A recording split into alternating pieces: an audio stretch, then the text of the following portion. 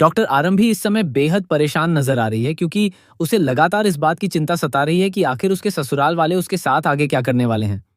घर का माहौल पूरी तरह से तनावपूर्ण हो चुका है और हर कोई अपने अपने तरीके से परिस्थितियों को अपने पक्ष में मोड़ने की कोशिश कर रहा है।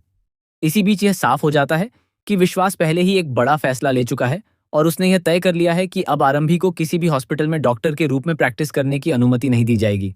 जैसे ही यह बात सामने आती है, घर के कई सदस्य राहत और खुशी महसूस करने लगते हैं क्योंकि उन्हें लगता है कि उन्होंने आरंभी की स्वतंत्रता और करियर पर एक तरह से नियंत्रण पा लिया है। खासकर आरंभी के ससुर जी इस फैसले से काफी संतुष्ट दिखाई देते हैं और उनका साफ कहना है कि आरंभी जैसी लड़की को रोकना बेहद जरूरी है, वरना वह अपने फैसलों से पूरे परिवार की छवि और नियंत्रण को चुनौती दे सकती है।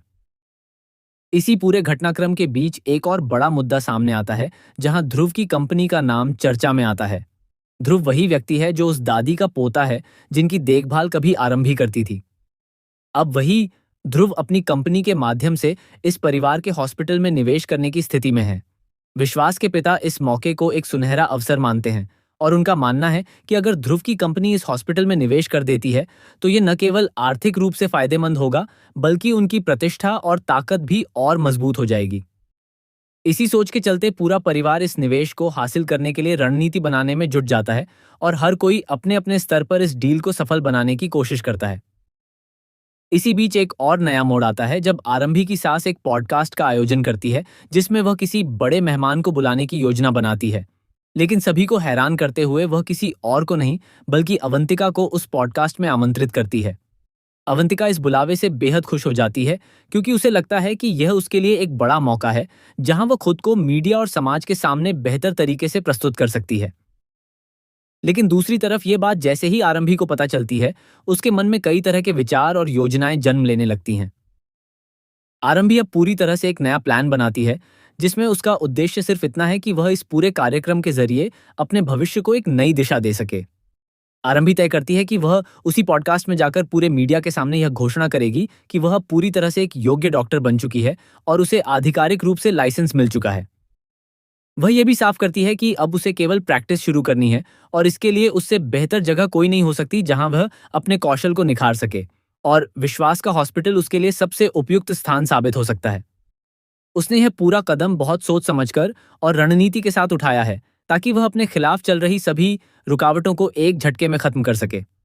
लेकिन कहानी में असली ट्विस्ट तब आता है जब अवंतिका को किसी तरह इस पूरी योजना की भनक लग जाती है। वह ये समझ जाती है कि उसके साथ कुछ गलत होने वाला है और वह पॉडकास्ट में समय पर नहीं पहुंच पाती। इसी दौरान आरंभी अपने प्लान के अनुसार पॉडकास्ट में पहुंचकर इंटरव्यू देती है और अपने भविष्य की घोषणा कर देती है। जैसे ही कार्यक्रम समाप्त होता है और आरंभी बाहर निकलती है, अवंतिका गुस्से और नाराजगी से भर जाती है और सबके सामने यह आरोप लगाती है कि आरंभी ने उसे जानबूझकर एक कमरे में बंद कर दिया था ताकि वह इस कार्यक्रम में शामिल न हो सके। इस पूरे घटनाक्रम के बाद विश्वास का गुस्सा 7वें आसमान पर पहुंच जाता है। उसे लगता है कि आरंभी ने बहुत बड़ी चाल चली है और उसने पूरे सिस्टम को अपने हिसाब से मोड़ने की कोशिश की है। लेकिन कहानी यहीं खत्म नहीं होती क्योंकि इसके बाद विश्वास एक और बड़ा फैसला लेता है और वह आरंभी को अपने ही हॉस्पिटल में प्रैक्टिस करने का अवसर देने के लिए तैयार हो जाता है। हालांकि इस बार शर्त यह होती है कि आरंभी को हर कदम पर अवंतिका से पूछकर और उसकी अनुमति लेकर ही आगे बढ़ना होगा। यह स्थिति आरंभी के लिए एक नई चुनौती बन जाती है क्योंकि अब उसे अपने करियर और स्वतंत्रता को साबित करने के लिए और भी ज्यादा संघर्ष करना होगा और हर कदम पर उसे नई बाधाओं का सामना